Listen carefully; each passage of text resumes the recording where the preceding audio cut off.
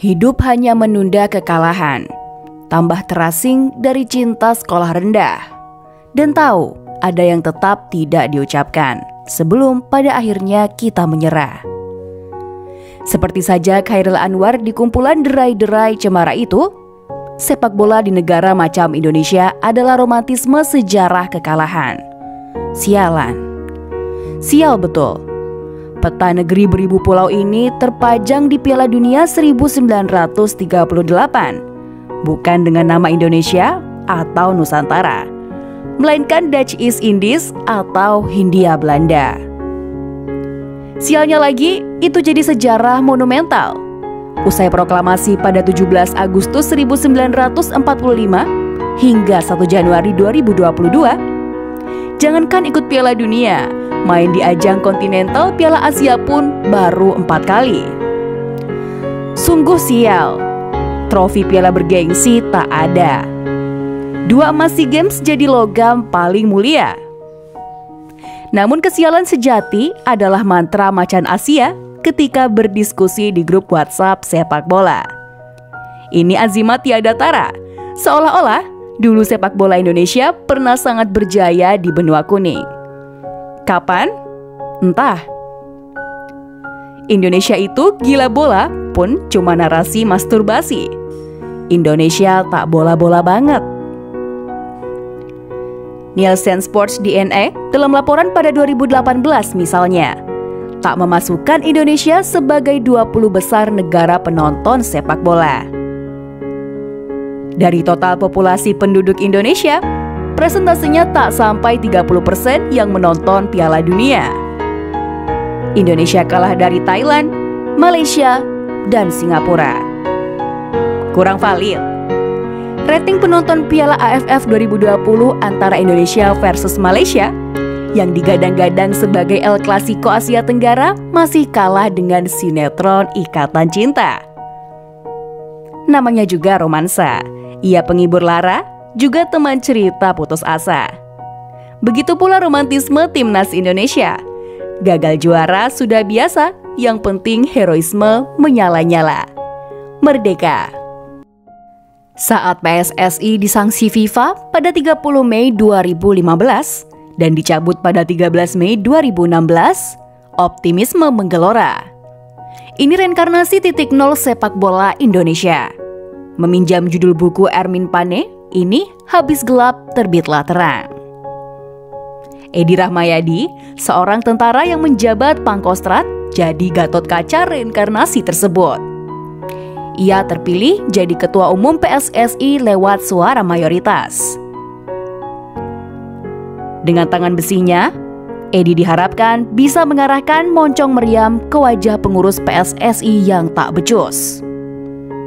Benar saja, Edi berkali-kali mengeluarkan istilah tentara untuk menakuti stakeholder sepak bola.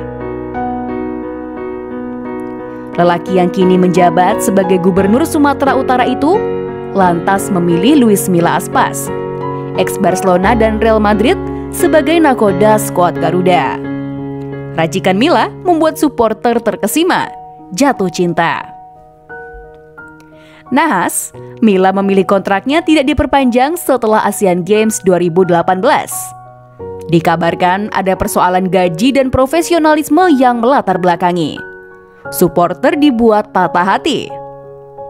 Pada saat yang sama, syahwat politik Edi menyeruak. Meminjam bahasa program televisi Mata Najwa, sepak bola dikendalikan para bebal. Berawal dari mosi tidak percaya pada 20 Januari 2019, akhirnya Edi mundur dari PSSI. 8 bulan setelah itu, Muhammad Iryawan, seorang purnawirawan polisi bintang 3, terpilih jadi ketua umum PSSI yang baru, reinkarnasi Jilid 2. Iryawan lantas mengumumkan Shin Tae-yong, pelatih Korea Selatan yang tampil di Piala Dunia 2018, menjadi juru taktik Timnas Indonesia. Ia dikontrak hingga Desember 2023. Ini rekor baru dalam sejarah PSSI. Belum juga Shin mengeluarkan kesaktiannya, pandemi COVID-19 menyerang. Sepak bola nasional dipaksa hibernasi. Shin baru bisa mengeluarkan sepuhannya terhadap pemain Indonesia di kualifikasi Piala Dunia 2022 pada Juni 2021. Hasilnya mengecewakan. Beruntung permainan Evan Dimas dan kawan-kawan membaik di playoff kualifikasi Piala Asia 2023 melawan Taiwan. Puncaknya di Piala AFF 2020. Didominasi pemain muda, rata 23,8 tahun, Evan Dimas dan kolega yang tak diunggulkan malah menembus final. Permainan tim merah putih jauh dari memuaskan, tetapi progresif. Shin mengutip ucapan Proximo kepada Maximus Aurelius dalam salah satu adegan film Gladiator, berhasil mencuri hati penonton seperti yang dilakukan Luis Milla. Kalimat "win the crowd and you will win your freedom" yang kira-kira berarti rebut hati penonton dan kau akan mendapatkan kemerdekaan berhasil dilakukan Shin. Simpati dari penghuni Colosseum, supporter timnas, telah didapat. Kini Shin pun merdeka untuk bergaya.